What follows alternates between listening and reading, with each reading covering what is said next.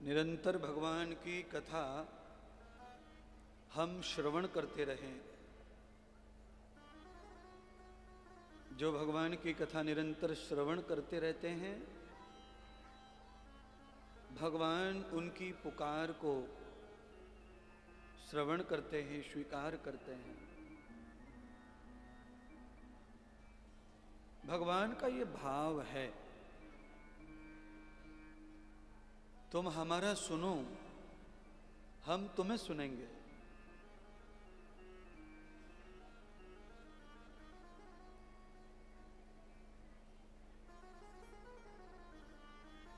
इसलिए रामायण में गोस्वामी जी ने इस बात का प्रमाण किया है। दूसरी भगति मम कथा प्रसंग,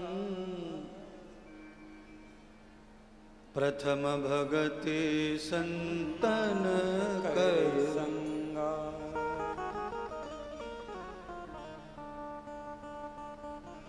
संतों का संग और हरि भजन, हरि कीर्तन, हरि श्रवण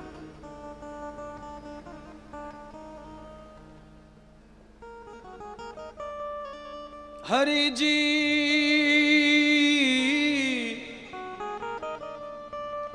मोहठ छूटत नाही। संत सूरदास, ये सूरदास जी का पद है।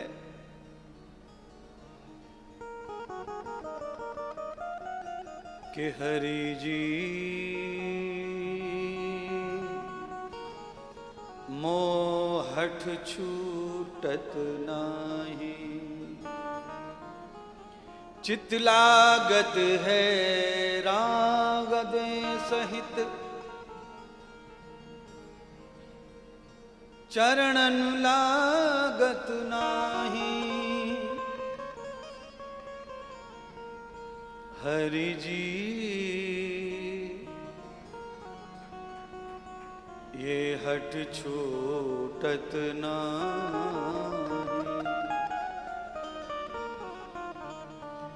बेग समर का धारण कीना, भगत रूप कहु देव प्रवीणा।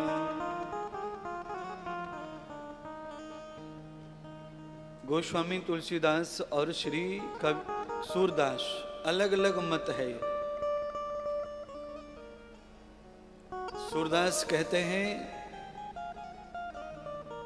कि मेरी जो हठ है वो ये है कि मैं आपको ना भूलूं, पर मेरे मन की हट ये है कि वो कहता है मैं संसार ना भूलूं। यम ब्रह्म गतिन आत्मानम, सूरदास कहते हैं मैं तो आत्मा हूं, आपका अंश हूं, इसलिए मेरी जिद है कि मैं तो आपका ही रहूं।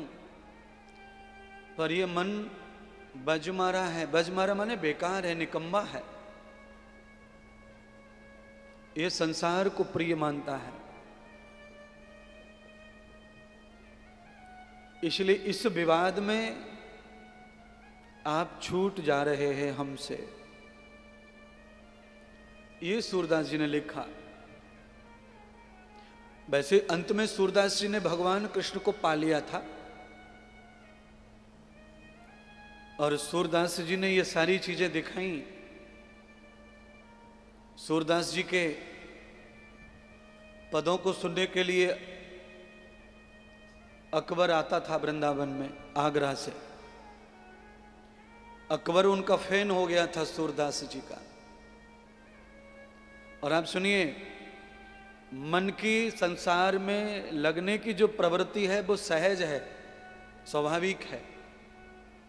जैसे हमारे पैरों की कुछ आदतें सहज होती हैं, उनको कितना भी ऊपर करो पर वो जमीन पर टिकेंगे टिकेंगे टिकेंगे। अच्छा बोलो, आप जमीन से कितनी देर पैर को उठा के रख सकते हैं? अच्छा बोलिए, आंखों को बिना पलक मारे कितनी देर रोक के रख सकते हैं? अगर आप दोनों पुतलियों को उंगलियों से रोकेंगे तो आधा घंटा, 1 घंटा, उंगली थक जाएंगी, हाथ थक जाएंगे, नेत्रों में आंसू आएंगे, सूख जाएंगे आंखें, दर्द होगा। आंखों का स्वभाव है पलक झपकने का। पैर भगवान ने बनाए ही चलने के लिए है, इसे अनोखा स्वभाव है धरती पर ही रहना। ऐसे ही मन का स्वभाव है। बृहतम संसार गति न सुखम, मन को संसार में सुख मिलता है, क्योंकि मन के जो सुख हैं वो क्षणिक हैं, क्षणभंगुर हैं। मन अधूरे सुखों में लिप्त रहता है। कथा का प्रारंभ करते हुए थोड़ा वास्तविक ज्ञान सत्संग जीवन में आवश्यक है, क्योंकि घर छोड़ के आए हैं। आप में से कोई घर पे ताला भी डाल के आए होंगे, कोई रिश्तेदार को बिठा के आए होंगे, कोई घर का सदस्य छोड़ के आए होंगे। इसलिए ज्यादा से ज्यादा आपको प्राप्त हो यहां से ज्ञान, विवेक, वैराग्य और प्रभु की निकटता, ये कोशिश रहेगी कथा के माध्यम से, और निरंतर यही कोशिश है।